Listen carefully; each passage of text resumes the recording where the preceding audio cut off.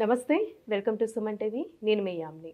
ఈ ఆగస్టు నెలలో 12 రాశుల వారికి అసలు ఏ విధంగా ఉంటుంది? ఎలాంటి పరిహారాలు చేసుకోవాలి?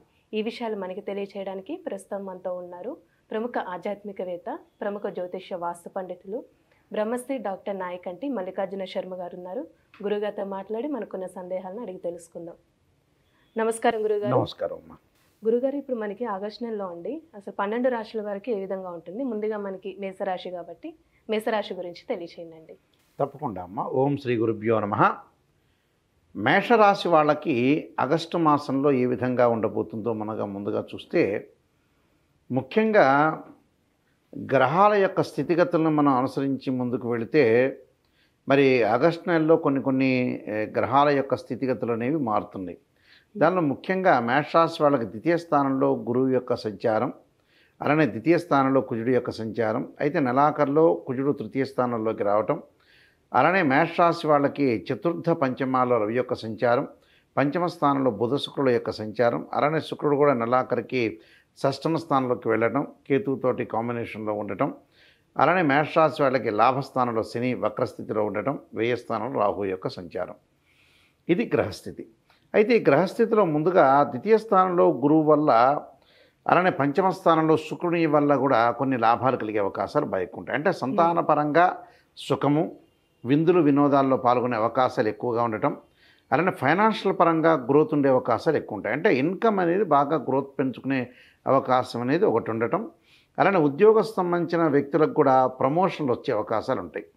అంటే వాళ్ళు ఏదైతే ప్రొఫెషన్ చేస్తున్నారో దానిలో వాళ్ళకి ఆర్థిక స్థితిగతులు అనేవి మెరుగయ్యే అవకాశాలు ఎక్కువగా ఉంటాయి. అంటే డెవలప్మెంట్ అనేది ఎక్కువగా ఉంటుంది. అలానే కుటుంబ పరంగా సుఖము, సంతోషము, అలానే ఫేము, అంటే కీర్తి ప్రతిష్టలు బాగా పెరిగే అవకాశాలు ఉంటాయి. అలానే మనోనిబ్బరము, అలానే సంతృప్తి కలగటం, అంటే ప్రతి విషయంలో కూడా కొంత సాటిస్ఫాక్షన్ కలిగే అవకాశాలు ఎక్కువగా ఉంటాయి.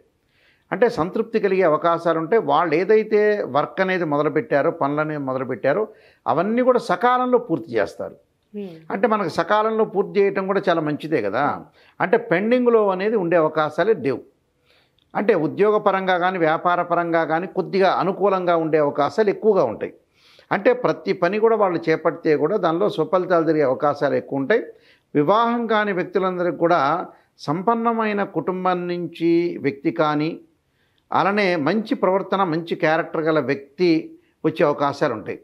అంటే అమ్మాయికి ఒక మంచి భర్త, అలానే అబ్బాయికి కూడా మంచి భార్య లభించే అవకాశాలు ఎక్కువ ఉంటాయి. అంటే అలాంటి క్యారెక్టర్ గల వ్యక్తులు వచ్చే అవకాశాలు ఉంటాయి.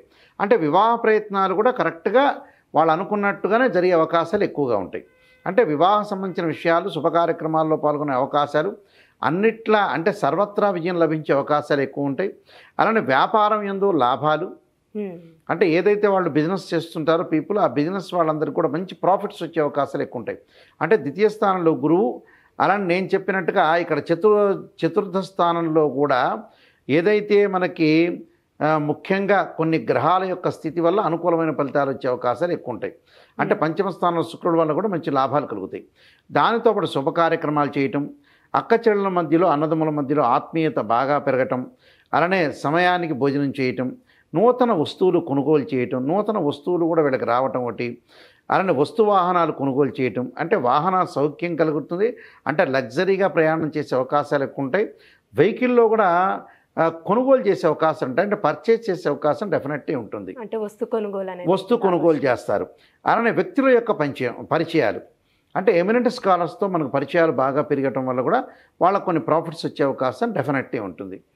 దానితో పాటు ఉద్యోగంలో చేస్తున్న పదోన్నతి, అంటే జస్ట్ ప్రమోషన్స్ వచ్చే అవకాశాలు ఎక్కువ ఉంటాయి ఎంప్లాయ్మెంట్ వాళ్ళకి అందరికీ కూడా.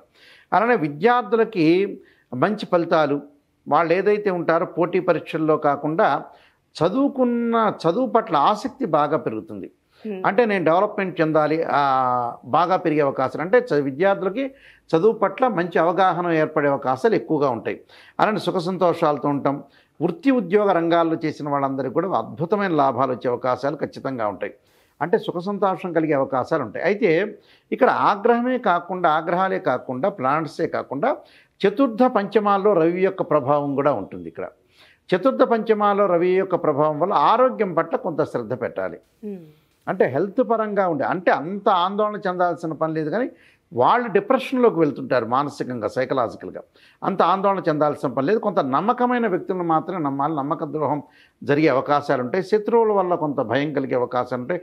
ఏదో కొంతమంది ఎమినీస్ ఉంటారు, మనకి వాళ్ళ వల్ల భయం కలిగే అవకాశం, అలాంటి వాళ్ళని మనం దూరం పెట్టాలి. కుటుంబంలో, ఫ్యామిలీలో పరస్పరంగా లవ్ అట్రాక్షన్, పరస్పర ప్రేమ పెరిగే అవకాశాలు ఎక్కువ ఉంటాయి. అలానే ఇక్కడ పంచమంలో బుధుడి వల్ల కూడా గ్యాస్ట్రిక్ సంబంధించిన సమస్యలు, పైత్య సంబంధమైన వ్యాధులు, అంటే వామిటింగ్స్ కావటం, కరెక్ట్ జీర్ణాశయం కరెక్ట్గా లేకపోవటం, అంటే ఈ అకారణంగా కొన్ని కలహాలు కూడా వస్తూ ఉంటాయి. తీవ్రమైన ఉష్ణ సంబంధమైన రోగాలు, దాంతోపాటు స్కిన్ సంబంధించిన ఎలర్జీ రాకుండా చూసుకోవాలి వీళ్ళు. అలానే ఇక్కడ ద్వితీయ స్థానంలో కుజుడు, తృతీయ స్థానంలో కుజుడు, అంటే ద్వితీయ స్థానంలో కుజుడు దాదాపు అప్రాక్సిమేట్లీ 25 వరకు ఉంటారు ఆగస్టులో. దానివల్ల ఏంటంటే దుష్టులతో సహవాసము, ప్రమాదాలు జరగకుండా చూసుకోవాలి. అంటే మనం ప్రయాణం చేసేటప్పుడు ప్రయాణాల్లో కొంత ప్రాబ్లమ్స్ లేకుండా చూసుకోవడం మంచిది. అలానే తృతీయ స్థానంలో కుజుడు వస్తే భూ సంబంధమైన వ్యవహారాలు, అంటే నెలాఖరికి కుజుడు యొక్క బాగుంటాడు, అంటే 25th నుంచి కుజుడు యొక్క సంచారం బాగుంటుంది వీళ్ళకి. అప్పుడు 25వ తారీఖు నుంచి భూములు కొనుగోలు చేయటం, భూ సంబంధించిన వ్యవహారాలు, అన్నదమ్ముల మధ్యలో సఖ్యత, కోర్టు సమస్యలు పరిష్కారం జరిగే అవకాశాలు ఎక్కువగా ఉంటాయి. కాబట్టి కుజగ్రహం అనేది తృతీయ స్థానంలోకి వస్తే చాలా మంచిది. దాంతోపాటు వృత్తి, ఉద్యోగ, వ్యాపార రంగాల్లో కూడా విశేషమైన కృషి చేయటం, అలానే స్నేహితులతోటి, తోటివారితో, తల్లిదండ్రులతో అవగాహన లోపం లేకుండా సమస్యల్ని పూర్తి చేసుకోవాలి. అంటే అవగాహన ఎవరితోటి కూడా, ఆ అవగాహన అనేది చాలా ముఖ్యం. అంటే అవగాహన రాహిత్యం అంటారు. అంటే అవగాహన అనేది చాలా ముఖ్యం. కాబట్టి అవగాహనతో మాట్లాడటం మంచి ఉండాలి, అవగాహన లేకుండా మాట్లాడకూడదు. అంటే లౌకిక విధానం ఉండాలి. పని భారం ఎక్కువ అవుతుంది, ఎక్కువగా మానసికంగా ఒత్తిడి అయ్యే అవకాశాలు ఉంటాయి. వృత్తి, ఉద్యోగ విషయాల్లో కూడా అనుకోకుండా మార్పులు జరిగే అవకాశాలు ఉంటాయి. అలానే శత్రువు కూడా వృద్ధిలో పెరిగే అవకాశాలు ఉంటాయి. సంతాన సమస్యలు రాకుండా కాపాడుకోవాలి. అయితే ఏంటంటే వీళ్ళకి నెలాఖరి సంతాన సమస్యలు తొలగే అవకాశాలు ఎక్కువగా ఉంటాయి. ఇప్పుడు కోర్టు సమస్యలు ఉన్న వాళ్ళకి ఏ విధంగా ఉండొచ్చు? కోర్టు సమస్యలు ఉన్న 25 తారీఖు వరకే కోర్టు సమస్యలు ఉంటాయి. ఆ తర్వాత కోర్టు సమస్యలు వారికి పరిష్కరింపబడతాయి. అంటే శత్రువుల ద్వారా కొంత డబ్బులు వచ్చే అవకాశాలు ఉంటాయి. ఆర్థిక పరంగా బాగుంటుంది వాళ్ళకి. అలా నేత్ర సంబంధమైన వ్యాధులు, అంటే కంటికి సంబంధించిన గ్లూకోమా కానీ, అలానే రెటీనా సంబంధించిన ప్రాబ్లమ్స్, అంటే శుక్లాలకు సంబంధించిన విషయాల్లో కొద్దిగా జాగ్రత్త ఉండాలి. అదే అలానే ఎడమ కంటికి విషయంలో ముఖ్యంగా. దాంతోపాటు తరచూ ప్రయాణాలు చేయటం, ఆర్థిక స్థితిపై కొంత శ్రద్ధ వహించాలి. అంటే ఆర్థిక పరంగా డబ్బులు వచ్చినంత మాత్రాన ఖర్చు చేయాలని రూల్ లేదండు. అలానే ఆరోగ్య సమస్యలు కొన్ని ఇబ్బంది పెట్టే అవకాశాలు ఉంటాయి. అయితే మేషరాశి వాళ్ళకి ఏంటంటే శని వక్రగతిలో ఉండటం, లాభంలో ఉన్నా కూడా వక్రగతిలో ఉండంగా ఉద్యోగపరంగా ఏదైతే ఉంటాయో అన్ని రహస్యాలన్నీ కూడా పక్కన వాళ్ళకి చెప్పకుండా ఉండటం మంచిది. అంటే దశమ స్థానం యొక్క ప్రభావం చూపిస్తుంటుంది. అంటే వక్రస్థితిలో కుంభరాశిలో ఉన్నా కూడా దాని యొక్క స్థాన ప్రభావం చూసే అవకాశాలు ఉంటాయి. కాబట్టి వాళ్ళు కొద్దిగా జాగ్రత్త ఉండాలి. విదేశాలకు వెళ్ళే అవకాశాలు కొన్ని రావటము, కొన్ని వెనక్కి వెళ్ళిపోయే అవకాశాలు ఎక్కువ ఉంటాయి. అయితే కొన్ని అనుకూలమైన ఫలితాలు ఎక్కువగా జరిగే అవకాశాలు ఉంటాయి. కాబట్టి కొన్ని పరిహారాలు చేసుకొని ముందుకెళ్ళటం అనేది చాలా మంచిది. అంటే ఎలాంటి పరిహారం చేసుకోవాలండి? వాళ్ళు ముఖ్యంగా మేషరాశి వాళ్ళు పరిహారం చేసుకోవాల్సింది ఏమిటనంటే విష్ణు సహస్రనామ పాలన చేసుకోవాలి.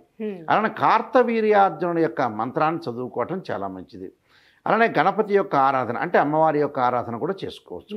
చేసుకోవటం వల్ల గణపతి యొక్క ఆరాధన బుధవారం రోజున, హస్త నక్షత్రం రోజున చేసుకుని వక్రతుండ మహాకాయ కోటిసూర్య సమప్రభ నిర్విఘ్నం కురుమే దేవ సర్వకార్యేషు సర్వదా అనే మంత్రాన్ని చక్కగా చదువుకోవటం వల్ల మంచి జరిగే అవకాశం ఖచ్చితంగా ఉంటుంది. అంటే ఈ పరిహారం ఆగస్టు నెలలో అందరూ కూడా చేసుకోవటం మంచిది. అంటే మేషరాశి వాళ్ళు మాత్రం చేసుకుంటే మంచి ఫలితాలు వచ్చే అవకాశం ఖచ్చితంగా ఉంటుందమ్మా. మంచి పరిహారం తెలియజేశారండి. ధన్యవాదాలు. నమస్కారం అండి.